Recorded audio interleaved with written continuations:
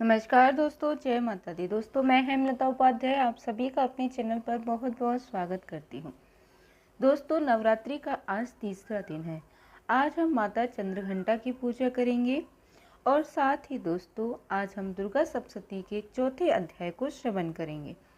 तो चलिए आज हम दुर्गा सप्तशती के चौथे अध्याय को श्रवण करते हैं। महर्षि मेधा बोले, देवी ने जब पराक्रमी दुरात्मा महिषासुर को मार गिराया और असुरों की सेना को मार दिया, तब इंद्रादि समस्त देवता अपने सिर तथा शरीर को झुकाकर भगवती की स्तुति करने लगे। जिस देवी ने अपनी शक्ति से यह जगत व्याप्त किया है और जो संपूर्ण देवताओं तथा महर्षियों की पूजनीय है, उस अंबिका को हम भक्तिपूर्वक नमस्कार करते हैं। वह हम सबका कल्याण करे। जिस अतुल प्रभाव और बल का वर्णन भगवान विष्णु, शंकर और ब्रह्मा जी भी नहीं कर सके, वहीं चंडिका देवी इस संपूर्ण जगत का पालन करे और अशुभ भय का नाश करे। पुण्यात्माओं के घरों में तुम स्वयं लक्ष्मी रूप हो और पापियों के घरों तुम अलक्ष्मी रूप हो, और सत्कुल में उत्पन्न होने वालों के लिए तुम लज्जा रूप होकर उनके घरों में निवास करती हो। हम दुर्गा भगवती को नमस्कार करते हैं। हे देवी, इस विश्व का पालन करो। हे देवी, हम तुम्हारे अचिंतनीय रूप का किस प्रकार वर्णन करें। असुरों का नाश करने वाली भारी पराक्रम तथा समस्त देवताओं और दैत्यों के विषय में जो तुम्हारे पवित्र चरित्र हैं, उनका हम किस प्रकार वर्णन करें। हे देवी, त्रिगुणात्मिका होने पर भी तुम संपूर्ण जगत की उत्पत्ति का कारण हो। हे देवी, भगवान विष्णु, शंकर आदि किसी भी देवता ने तुम्हारा पार नहीं पाया। तुम सबकी आश्रय हो। यह संपूर्ण जगत तुम्हारा ही अंश रूप है, क्योंकि तुम सबकी आदिभूत प्रकृति हो।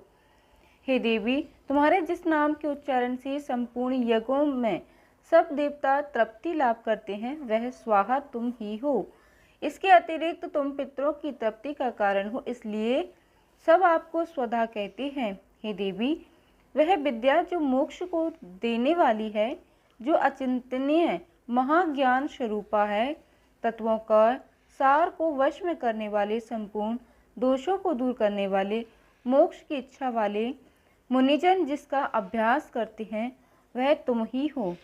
तुम वाणी रूप हो और दोष रहित रग तथा यजुर्वेदों की एवं उद्गीत और सुंदर पदों के पाठ वाले सामवेद की आश्रय रूप हो।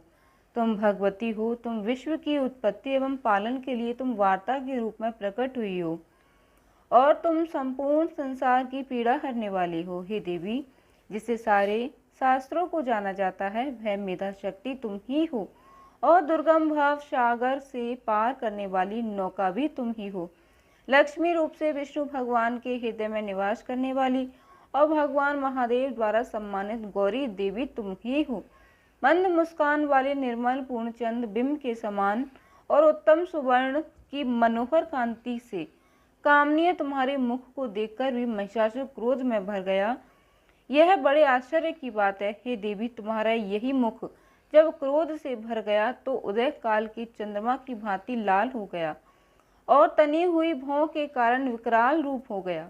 उसे देखकर भी महिषासुर के शीघ्र प्राण नहीं निकले। यह बड़े आश्चर्य की बात है। आपके कुपित मुख के दर्शन करके भला कौन जीवित रह सकता है। हे देवी, तुम हमारे कल्याण के लिए प्रसन्न हो।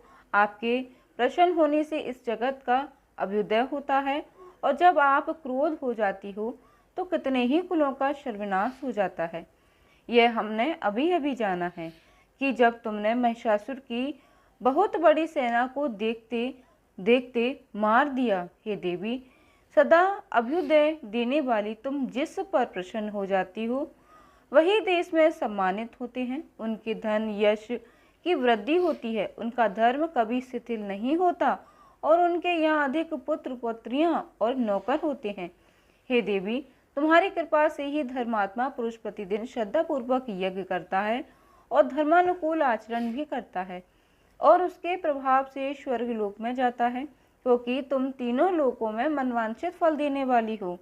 हे माँ दुर्गे, तुम स्मरण करने पर संपूर्ण जीवों के भय नष्ट कर देती हो और स्थिर चित्त वालों के द्वारा चिंतन करने पर उन्हें और अत्यंत मंगल देती हो।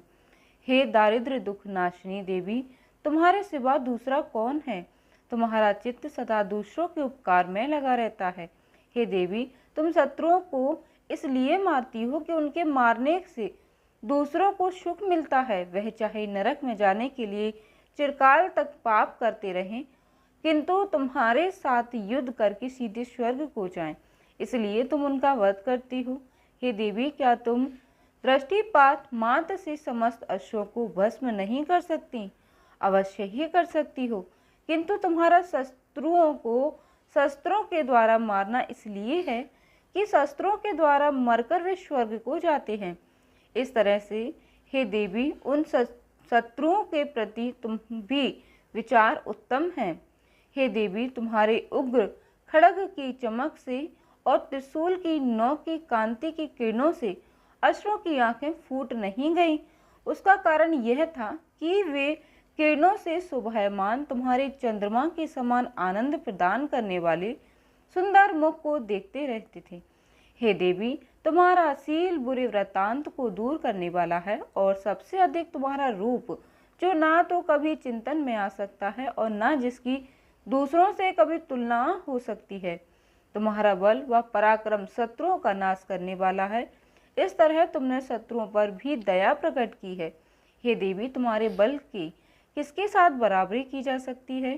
तथा शत्रुओं को भय देने वाला इतना सुंदर रूप भी और किसका है? हृदय में कृपा और युद्ध में निष्ठुरता, यह दोनों बातें तीनों लोकों में केवल तुम ही देखने में आई हो।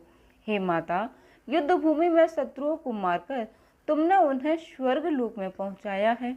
इस तरह तीनों लोकों की तुमने रक्षा की है, तथा उन उत्तम असुरों से जो हमें भय था उसको भी तुमने दूर किया है। तुमको हमारा नमस्कार है। हे देवी, तुम शूल तथा खड्ग से हमारी रक्षा करो, तथा घंटे की ध्वनि और धनुष की टंकार से भी हमारी रक्षा करो। हे चंडिके, आप अपने शूल को घुमाकर पूर्व पश्चिम उत्तर दक्षिण दिशा में हमारी रक्षा करो। तीनों लोकों में जो तुम्हारे सौम्य रूप हैं तथा घोर रूप हैं, उनसे हमारी रक्षा करो, तथा इस पृथ्वी की रक्षा करो। हे अंबिके, आपके कर पल्लवों से जो खड्ग, शूल और गदा आदि शस्त्र शोभा पा रहे हैं, उनसे हमारी रक्षा करो।